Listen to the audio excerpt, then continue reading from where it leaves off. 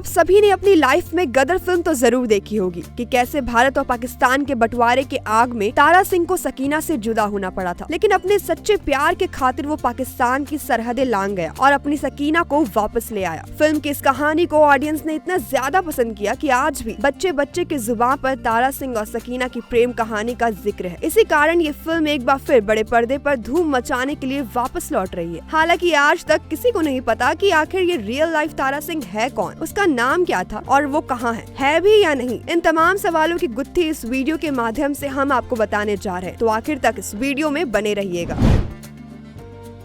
दरअसल 23 साल पहले रिलीज हुई अमीषा पटेल और सनी देओल की फिल्म गदर ने देश भर के सिनेमा घरों में गदर मचा दिया था। फिल्म में तारा सिंह और सकीना के प्यार की इस कहानी को लोगों ने इतना ज्यादा पसंद किया कि एक बार फिर ये कहानी पर्दे पर गदर मचाने लौट आई है। लेकिन बहुत ही कम लोग ये बात जानते हैं कि फिल्म में जिस तारा और सकीना की कहानी के बारे में बताया गया है वो कोई काल्पनिक कहानी नहीं है, बल्कि बिल्कुल असली है। बता दे, सनी देओल का किरदार तारा सिंह ब्रिटिश आर्मी में तैनात पूर्व सैनिक बुट्टा सिंह की जिंदगी से प्रेरित है, जो द्वितीय विश्व युद्ध के दौरान बर्मा में तैनात थे। उनके जैनब नाम की लड़की के साथ लव स्टोरी भारत और पाकिस्तान में मशहूर है। बुट्टा सिंह पूर्व पंजाब के लुधियाना के रहने वाले थे, लेकिन जवाहरलाल नेहरू ने जब देश का बंटवारा किया तो इन दोनों दिलों का भी बंटवारा हो गया।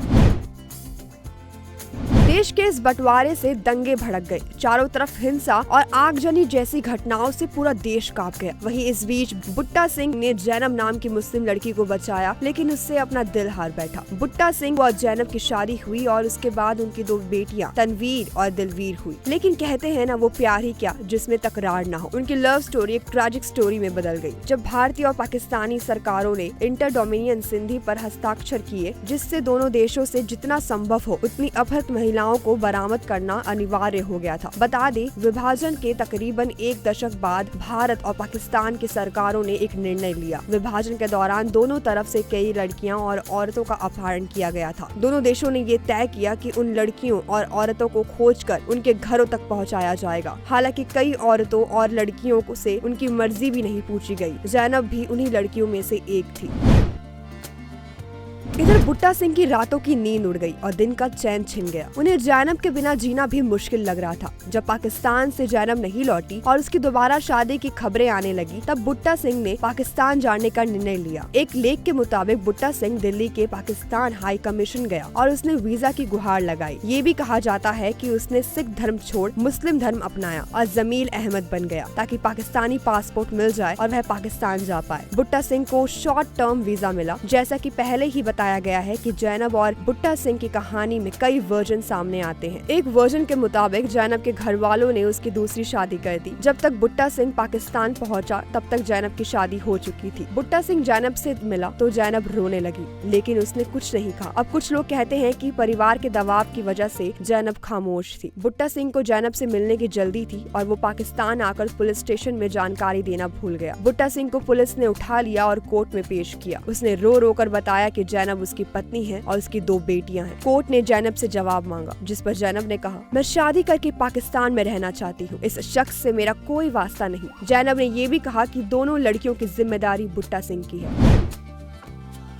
बुट्टा सिंह ने कभी सोचा नहीं था कि उसकी लव स्टोरी की एंडिंग ऐसी होगी। जैनब से इस तरह जुदा होने का दर्द बिट्टू बर्दाश्त नहीं कर पाया। वो स्टेशन पर रेलगाड़ी का इंतजार करता रहा। उसकी गोद में उसकी छोटी बच्ची भी रो रही थी। तभी सामने आ रही रेलगाड़ी के आगे बिट्टू सिंह कूद गया और अपनी जान दे दी। आज बिट्टू सिंह को शहीद मोहम्मद का दर्जा प्राप्त है। इस दौर में अखबारों में उनके बारे में कई तरह की कहानियाँ लिखी गयी। जैनब और बिट्टू सिंह की कहानी हर कोई जानना चाहता है, पढ़ना चाहता है। गौरतलब है कि आज तक किसी को जैनब की कहानी उसकी जुबानी सुनना या पढ़ना नसीब नहीं हुआ।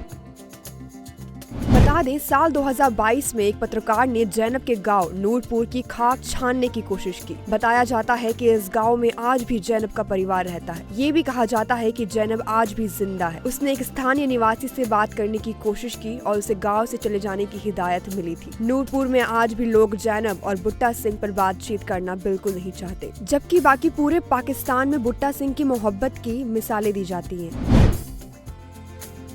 बुट्टा सिंह की मोहब्बत भी क्या गजब की मोहब्बत थी। जीते जी वो अपनी मोहब्बत के पास ना रह सका तो उसने आखिरी इच्छा ही ऐसी जताई जिससे वो अपनी जैनब के करीब रह सके। बताया जाता है कि बुट्टा सिंह नूरपुर में यानी जैनब के पास के गांव में दफन होना चाहता था। जैनब के घर वालों ने उसकी आखिरी इच्छा भी पूरी नहीं होने दी। बुट्टा सिंह उर्फ शहीद आजम को लाहौर के सबसे बड़े कब्रिस्तान मियानी साहिब में दफनाया गया। मोहब्बत में यकीन रखने वालों आशिकों के लिए ये किसी दरगाह की तरह था। वो कब्र पर फूल चढ़ाने आते थे। कुछ लोग चाहते थे कि मिट्टी की कब्र पर ईंटों से एक ढांचा बनना चाहिए। उनके लिए ये जगह एक पवित्र स्थान थी। गौरतलब है कि कुछ लोगों को एक सिख को इस तरह की इज्जत देना कबूल नहीं था। दीवाने बुट्टा सिंह की कब्र बनाते और कुछ लोग उसे रात में आकर तोड़ देते। ये युद्ध कई दिनों तक चला। बाद में कुदरती कारणों से ही बुट्टा सिंह की कब्र खत्म हो गई। बुट्टा सिंह की कब्र मिट्टी की ही कब्र बनी रही। उस पर ईंटों का ढांचा नहीं बनाया जा सका। बुट्टा सिंह का तो अंत हो गया, लेकिन उनकी कहानी उन तमाम लोगों के लिए मिसाल बन गई जिन्होंने कभी किसी से प्यार किया था। हालांकि उनकी रियल लाइफ स्टोरी पर कई नई फिल्में बनी, कई कहानियां बनी। उन्हीं में से एक गदर भी है, लेकिन दोनों की कहानी में एंड में थोड़ा सा चेंज है। बता दें कि आज भी जैनब के परिवार वाले बुट्टा सिंह पर बात करने से बचते हैं। बुट्टा सिंह की रियल लाइफ स्टोरी को आप गदर के तारा सिंह से कितना कनेक्ट कर पाए हैं, हमें नीचे कमेंट सेक्शन में जरूर बताएं।